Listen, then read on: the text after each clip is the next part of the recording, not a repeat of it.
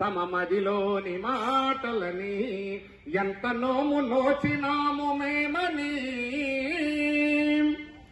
అవన్నీ ఆ విధంగా మేము ఈ పనులు చేశాము లోక కళ్యాణం కోసం. మీరేం చేస్తున్నారంటే మీ దగ్గర మన ట్రస్ట్ వారికి ఉంది కానీ సమాధానం అందరికీ లేదు. నాగొట్టి వారికి వాటికి సమాధానం చెప్పినట్టుగా మన కార్యక్రమాలు చేయాలి. ఇప్పుడు మీ అందరి దగ్గర హారతి వస్తుంది.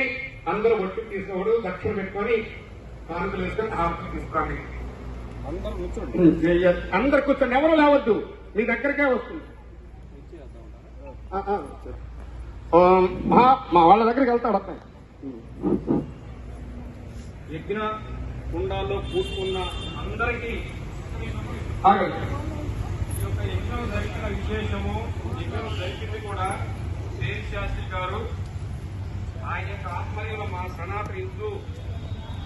సనాతన హిందూ ధర్మ సాధన పరిషత్ ట్రస్ట్ ఎప్పుడు కూడా ఇక్కడ చేపిస్తూ ఉంటాం. మేము ప్రతి ఎక్కడ పెట్టినా కూడా మా ఆస్థానం యజ్ఞం చేయించే సిద్ధాంతి మా యొక్క శేష్ శాస్త్రి గారు.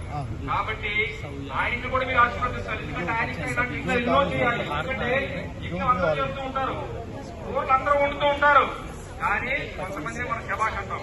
కాబట్టి నిజంగా మేము ఆయన ఎందుకు పిలుస్తామంటే ఆయన చెప్పే విషయంలో ప్రచారం సైన్స్ ఆధ్యాత్మికత అన్ని మేడమిపోయి ఉంటాయి. కాబట్టి మీరంతా మనస్ఫూర్తిగా విన్నారు కదా, మీరు ఒక్కరే చేసుకోవద్దు ఆ పుణ్యం.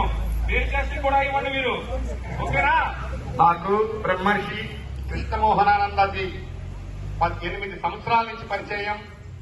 ఇట్లా ఇక్కడే కాదు, ఇళ్లలో కూడా సుమారు 15 ఇళ్లలో చేపించారు మన దారాగా. ఇళ్లలో వచ్చి చేయాలన్నా చేస్తాను విడివిడిగా.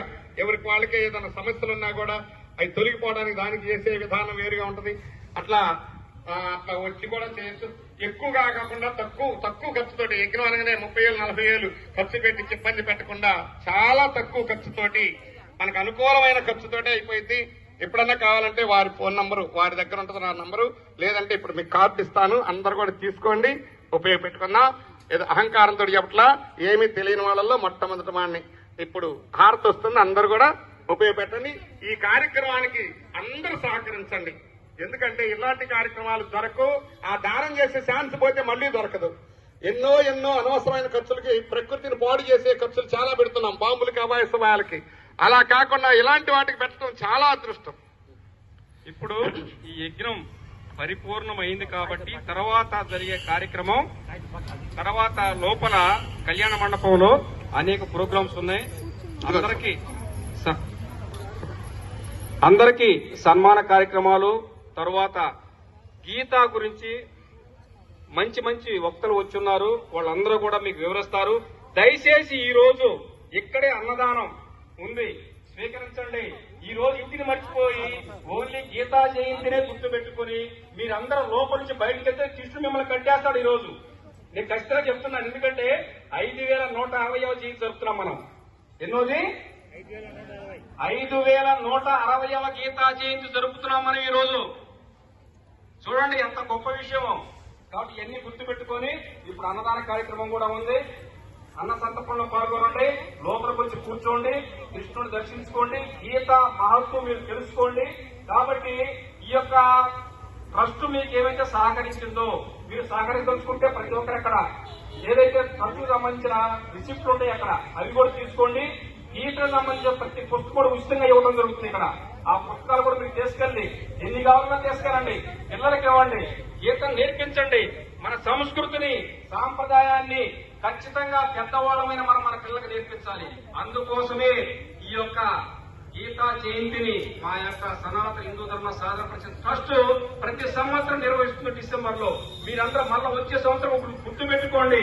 ఏ జిల్లాలో జరిగినా కూడా మా ట్రస్ట్ కి మీరు వచ్చి సహకారం అందించండి.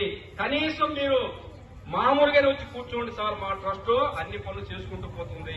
కాబట్టి మీ ఆశీర్వాదం కూడా మాకు కావాలి. కాబట్టి మీరందరూ దయచేసి మరొకసారి వినియోగించుకుంటూ మా ట్రస్ట్ జరిపే ఈ కార్యక్రమం ఏమైనా చిన్న లోపం ఉన్నా కూడా పెద్ద మనసుతో మీరు వాటిని క్షమించి మన యొక్క హైందవ సాంప్రదాయాన్ని, సనాతనం అంటే ఏంటి, సనాతనం ఎవరిని కూడా ఎప్పుడు హింసించదు, సనాతనం ఎవరిని దూషించదు, సనాతనం చెప్పే విషయాన్ని ప్రజలు మనం తీసుకెళ్దాము, హింస ద్వారా కాదు, అహింస అనే ఒక విషయాన్ని గుర్తుపెట్టుకోండి.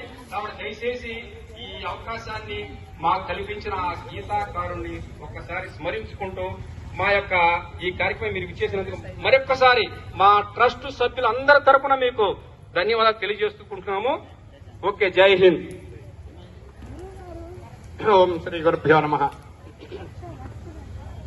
చెప్తానమ్మా, ఇంకా ఉంది విద్య. పావు గంటలు అయిపోతుంది, మొత్తం కూర్చోండమ్మా. ఒకసారి హారతి తీసుకొని వస్తున్నాడని అట్లా ఈ లోపల చెప్తున్నాం. బోలో గాయత్రి మాతాకి. ఒక్కసారి అందరూ గమనించండి, ఇవాళ అన్ని దించుకొని పోదామండి. ఎందుకంటే ఒకసారి గోపికా స్త్రీలలో ఒక గోపిక పూర్వం రోజుల్లో కుండలతోటి నీళ్లు తీసుకొచ్చేవాళ్ళు. ఆమె ఏం చేసిందంటే 2 కుండలు తీసుకెళ్లింది. ఒక కొండ నిండా 2 కుండలు తీసుకున్నప్పుడు రెండో కొండ పెట్టాలంటే ఎవరో ఒకరు సహాయం కావాలి. అప్పుడు ఒక కొండ పెట్టుకుని రెండో కొండ ఎవరో ఒకరు తలపైన పెట్టాలని అటు ఇటు చూసేళ్ళకే 12 ఏళ్ల బుడతలు కనపడ్డాడు ఈ శ్రీకృష్ణయ్య. అయ్యా కృష్ణ కృష్ణ అంది. ఇటు చూశాడు. ఏందమ్మా అన్నాడు. ఒకరు ఈ బొంగను ఎత్తున పెట్టిపోయ్యా అంది. ఆయన మేలకుండా వినపడినట్టుగా పోయాడు. అప్పుడు మూటంతా ఇరిచి ఇట్లా చేతులు ఇరిచి మేము అరిగిపోతావా కరిగిపోతావా, ఒకరు కొండ పెట్టమంటే పెట్టకుండా పోయాడని చెప్పని తిట్టుకుంటా పోయింది. ఆ తర్వాత నా బోటి ఆయన కనపడ్డాడు. అయ్యా శాస్త్రి గారు ఒకరు కొండ పెట్టమంటే వచ్చి కొండ నెత్తన పెట్టాడు. ఆ 2 కొండలు పెట్టుకొని నిక్కుతా నీలుగుతా పాపం అల్లాడుతా ఇంటికి పోయింది. ఇంటికి పోయినప్పటికీ వాకిట్లో ఉన్నాడు. ఎవరు? ఈ 12 ఏళ్ల పిల్లగాడు. వాకిట్లో ఉండి రాగానే గవగవ పట్టుకొని దించాడు. అప్పుడు అడిగింది, అయ్యా ఇందాకేమో పిలిస్తే రాలేదు, ఇప్పుడు పిలవని పేరెంట్ లాగా వచ్చావన్నాడు. అప్పుడు చెప్పాడు ఆ 12 ఏళ్ల పుడతాడు, అమ్మా నేను బరువులు పెట్టడానికి రాలేదు, అందరి బరువులు దించడానికి వచ్చానన్నాడు. అర్థమైందా? అందరి బరువులు దించడానికి వచ్చాను, నేను బరువులు పెట్టాలని కాదమ్మా అన్నాడు. అది శ్రీకృష్ణుడు అంటే. కృష్ణుడు అంటే